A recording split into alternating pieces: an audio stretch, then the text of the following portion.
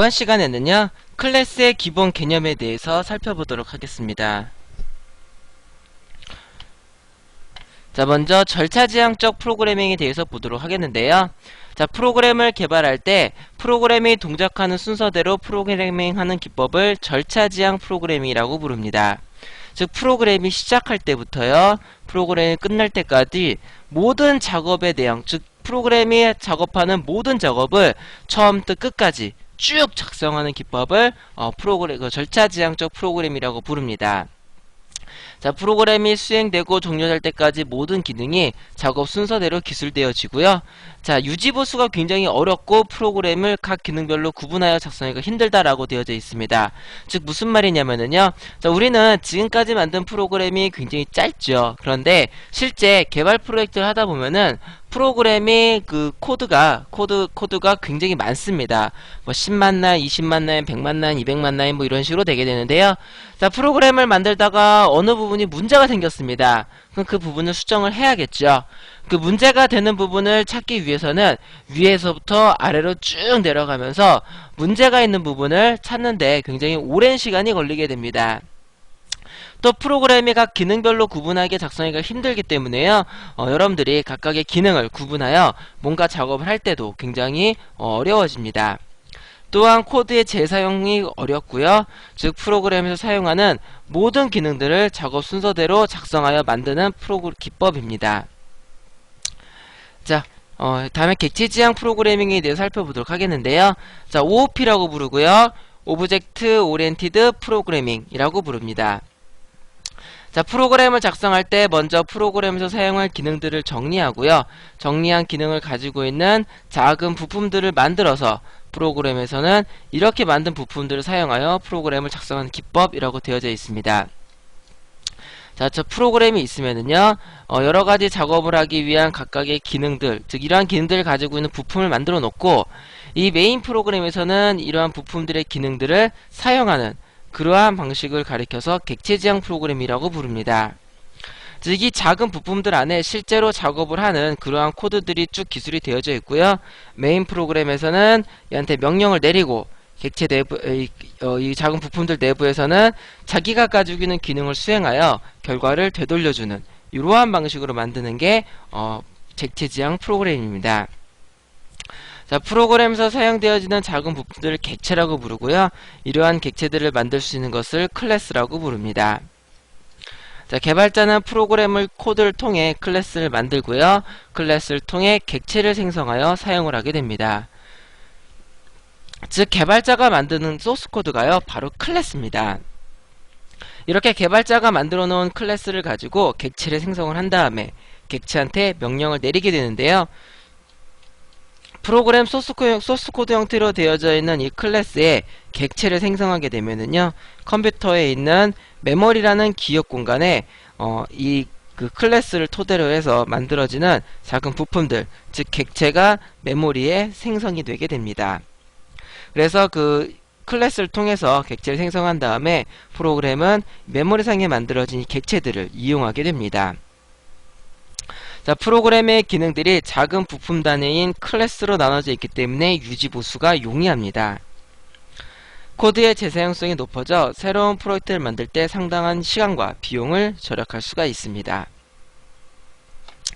자, 객체지향 프로그래밍의 기원을 보면은요, 1960년에 시뮬라라는 객체지향 언어가 처음에 등장을 했고요, 70년에 스몰토크, 80년에 클래스칼 등장을 해가지고요, 현재는 자바나 C++ 등 다양한 객체지향 언어가 존재하고 있습니다.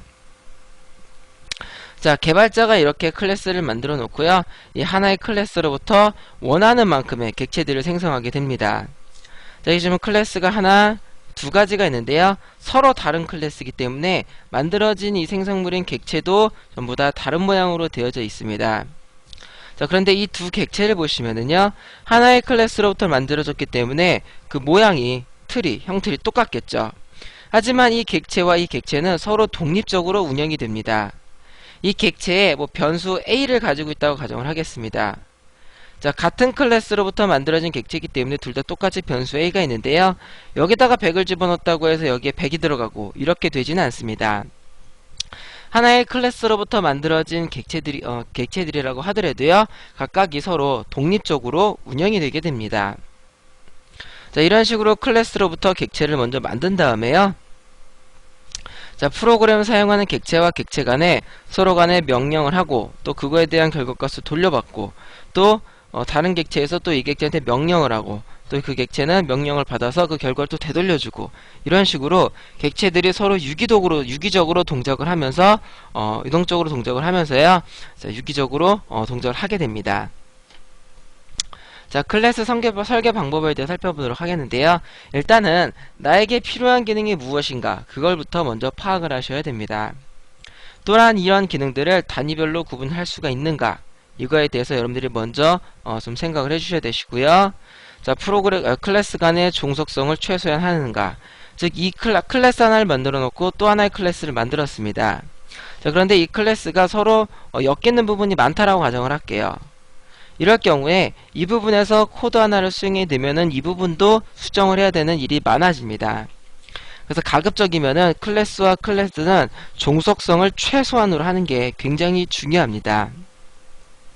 자, 또 이미 존재하는 클래스와 중복되는 이 있는가, 이런 부분이 있는데요. 중복되는 부분이 상당히 많다라고 한다면 그 중복되는 부분을 가지고 있는 클래스를 통해서 객체를 생성을 하고요. 또 중복되지 않은 부분만 따로 모아서 클래스로 만든 다음에 예로부터 객체 생성을 해서 사용하는 편이 프로그래밍하는 양을 줄일 수가 있게 됩니다. 또한 사용이 쉽게 만들어져 있는데요. 자, 어떠한 A라는 작업을 하기 위해서 클래스로부터 객체를 생성을 하고 명령을 굉장히 많이 날려야지만 A라는 작업이 된다라고 가정을 하겠습니다. 이러한 경우에 각각의 기능들을, 즉 명령을 내리는 게 많기 때문에요, 사용하는 부분이 굉장히 어렵게 됩니다. 이러한 부분은 가급적이면 피해 주시는 게 좋습니다. 자, 또 꼭 필요한 기능만을 가진 클래스인가, 자, 이 부분도 고려를 하셔야만 됩니다. 자, 객체 지향 프로그램에서 여러 기능들을 클래스란 단위로 구분하여 만드는 프로그램 기법을 말합니다.